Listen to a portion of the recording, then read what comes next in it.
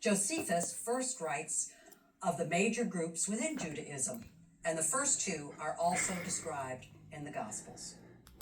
First, the Sadducees, who emphasized worship at the great temple as the ideal of Judaism. They were willing to allow exceptions in the law so long as worship at the temple was maintained.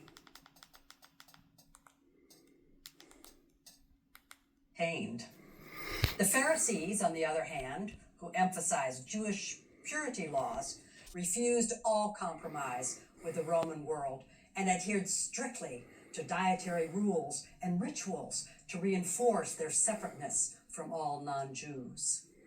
There were also Essenes, who withdrew to the desert to live in communities like Qumran, where the Dead Sea Scrolls were found. These Jews believed there was no way to compromise with the ruling power of Rome. They left town. Then there were the Zealots, a political group who wanted to overthrow the power of Rome and introduce a free Jewish state. As if this weren't enough conflict, there were a number of individual prophets who spoke out and appealed to people's faith. Two of the most famous were born in the reign of Caesar Augustus.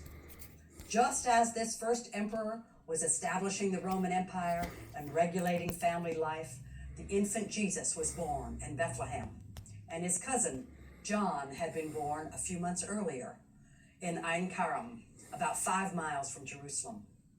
By the time these two men were grown and beginning their missions, Antipas and his wife Herodias were ruling, and their lives intersected with violent consequences.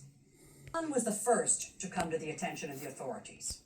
A preacher in the model of the Essenes, he lived in the wilderness and rejected the trappings of the civilized Roman world that had taken over Judea. According to the Gospel of Mark, John wore clothing made of camel hair with a leather belt around his waist. He subsisted on locusts and wild honey, emphasizing his pure ascetic life. Both the Gospels and Josephus agree that his message was one of redemption.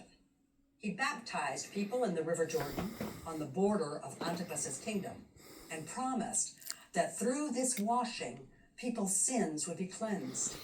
He was hugely popular, and he became known as John the Baptizer. We remember him as John the Baptist. John did not stop at baptizing, though. In the spirit of prophets of old, he criticized the behavior of the ruler. According to the Gospels, John criticized Antipas. The prophet said, "It is not lawful for you to have your brother's wife."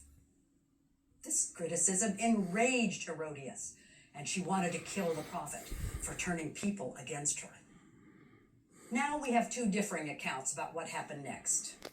In the less well-known account, Josephus writes that Antipas was afraid of John's growing popularity. John's influence might allow him to lead the people in a rebellion, for it seemed to Antipas that the people were ready to do anything the prophet wanted.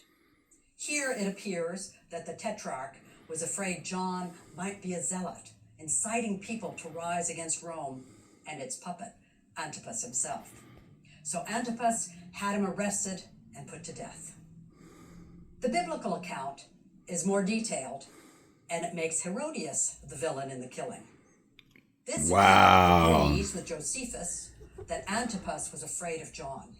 However, Antipas did not want to kill the holy man, even though he was troubled by the prophet's attack on his marriage. Antipas had John arrested while he decided what to do. Herodias, however, made a plan to force Antipas to kill John. Why is she at fault? On Tetrarch's birthday, Herodias planned a great banquet to celebrate.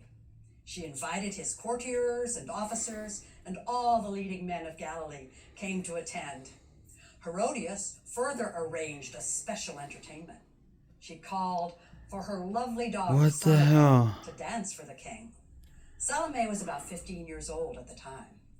Antipas was so pleased with her dance that he said, "Ask me for whatever you wish, and I will grant it." He further vowed, "Whatever you ask me, I will give you."